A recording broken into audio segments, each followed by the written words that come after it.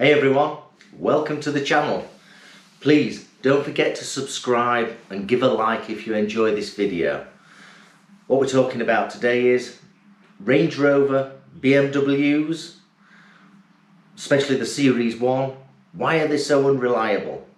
Let's get down to it. Cheers.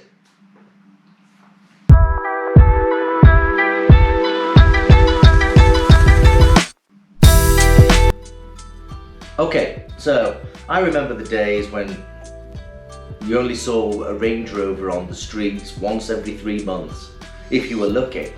But now I can walk down my street and every third house has a Range Rover on the drive, usually owned by people aged between sort of 23 to 33. Yeah, maybe one kid, maybe two kids, and things like that.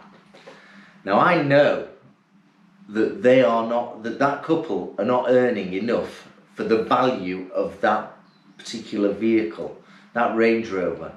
So they buy it on PCP and they're probably paying 800 plus a month for this particular car. And because they're paying £800 a month, when it comes to servicing, they tend to cheat on it. So they don't get it serviced when it should be serviced, and they don't go through a full service when it really should happen. And subsequently, the car's not looked after.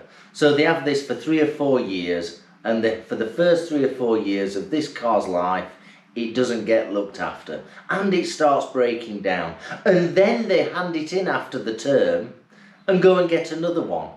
But now things are changing with the interest rates rising. You know, this is January 2023. So interest rates are rising, so their mortgage payments rising from £800 to £1,600 or whatever it is. And that will then even further crush the money that's not available for servicing these vehicles.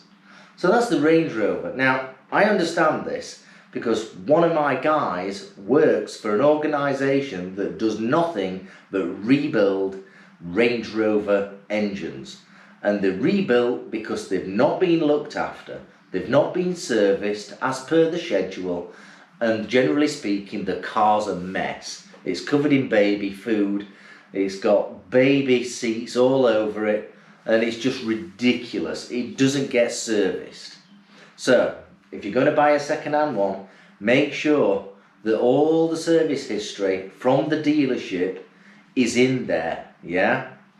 And then you can be assured that it has been serviced at the right time and has had the right things done at the right service and the intervals, whatever.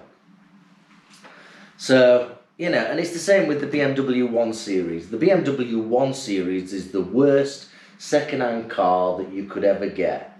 So what happens with that is that you get some 18-year-old that's screaming at the parents that they want a BMW 1 Series, so they get a BMW 1 Series, again on PCP on a 3-year deal, and that costs them, I don't know, maybe £300 to £500 a month, depending on what deposit they've laid down. And then it doesn't get serviced. It just doesn't get serviced because they can't afford it. So it ends up being handed back after 3 or 4 years, and the engine's knackered because it's not being looked after. And the kids of today, and there's no disrespect, but you know, the kids of today don't even know how to use a screwdriver. Never mind maintain a car or check out a car and whatever. I'm speaking generally here. Yeah, there are some kids that are really smart and they really know how to look after a car. But generally speaking, you know, these kids, especially the men ain't got a clue how to use a screwdriver. They can't even wire a plug, never mind check the level of oil that's in an engine. It's just bizarre. They can't even find the bonnet release. And then they can't even find the safety catch when the bonnet has been released. It's, you know, kids of today are absolutely gormless. But that's the reason why BMW 1 Series are so unreliable when they're second hand. It's because they haven't been looked after properly by people that can't afford to run them and only wanted the BMW badge. And, you know, don't buy one, don't buy one. Range Rovers, if you're going to buy a Range Rover, get a brand new Range Rover and look after it yourself. If you're getting a second-hand Range Rover, go out and make sure that the service history is correct. And if you don't trust the service history, go and phone up the garage that serviced it and go through the dates and make sure it was serviced. Yeah, anybody can write in a service book when it was serviced. Just bear that in mind. And anybody can stamp something. Yeah, you might want to check it out. And also, I always use CarVertical. Always use CarVertical to check the car that you're about to buy. Yeah, so just double check it. It shows a lot of information there and it costs next to nothing. And if you're thinking about, if you're thinking about buying a Range Rover, you should be able to spend some £10 or £15 for a check on CarVertical. I'm not promoting CarVertical, I just use it. Yeah, I just use it to check out the cars that I end up buying. I like flipping cars, but now we're going into a major recession. I've gone and bought a car that's going to last me maybe 3 years until the recession's finished.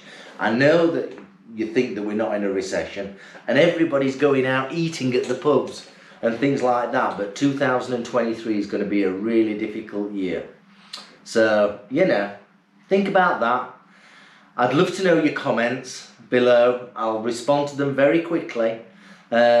Please don't forget to subscribe. There's some more good stuff coming in 2023 from my channel. And don't forget to tick the like button. It really does matter. I hope you have a great time. It's been great talking to you and see you very soon. Cheers then. Bye bye.